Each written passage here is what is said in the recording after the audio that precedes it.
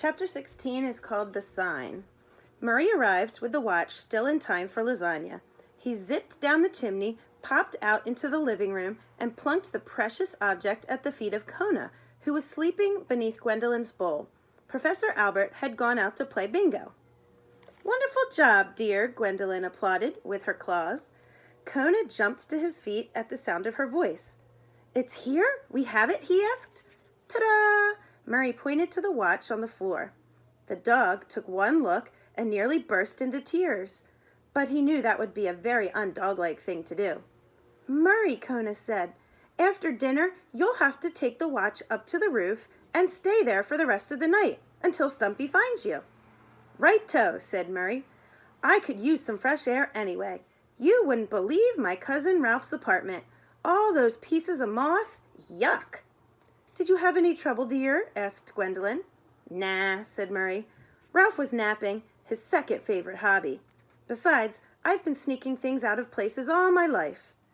"If Stumpy shows up tonight, you'll have more sneaking to do," said Kona. "Sneaking her in." "A snap," said Murray. "This house is full of holes." "Wake me up, dear, if I'm sleeping," said Gwendolyn. "Me too," said Kona. "I'll never understand animals who sleep at night," Murray said, shaking his head. "They miss all the good stuff."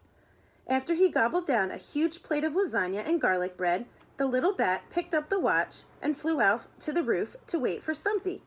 Inside the house, the night seemed endless. The professor came back home and went to bed. Kona and Gwendolyn went downstairs and tended to the sleeping babies a while, then returned upstairs. They were restless, constantly listening for footsteps on the roof, forever looking out the window. "What time is it, dear?" Gwendolyn asked. "The news is over. Professor Albert's in bed. It must be past midnight." "Poor little Stumpy," said Gwendolyn, "all alone out there, worried so for her children. Natural disasters are hard on families." "Especially families that live in trees," added Kona. The old crab nodded. The two friends talked and waited and waited. Up on the roof, Murray was keeping himself occupied by making lists in his head. First, he listed things that were green: limes, olives, Christmas trees, Kermit the Frog. He listed yellow things: corn, sunflowers, lemons, Big Bird. Blue things. Murray had watched a lot of Sesame Street in Professor Albert's house. He had gone through a purple list, an orange list, a red list, and a white list, and was just beginning a striped list when he heard someone in the trees whisper his name. "Murray!" The little bat jumped. For a second, he forgot about Stumpy and thought his cousin Ralph had found him. "Nope," he said. "Murray, it is you!" A little shadow with a big fluffy tail leaped from way up in the trees and landed on the roof with a thump. Murray knew that tail. "Stumpy! Stumpy!" He jumped up and down, flapping his wings. "Good golly, Miss Molly!" The little red squirrel scurried across the roof and into the light of the watch. Tears were streaming down her face, which made tears stream down Murray's face, and the two stood there on the roof together, hugging and crying. "My babies," sobbed Stumpy. "Fat and sassy," sobbed Murray. "Kona?" the little squirrel cried. "Fat and bossy," Murray cried harder. Stumpy laughed and began to wipe away Murray's tears. "And you, Murray?" she asked gently. "Just fat," answered the little bat with a teary grin. "And I bet I have the worst garlic breath." Murray sneaked Stumpy through a crack in the house's foundation, and the little mother ran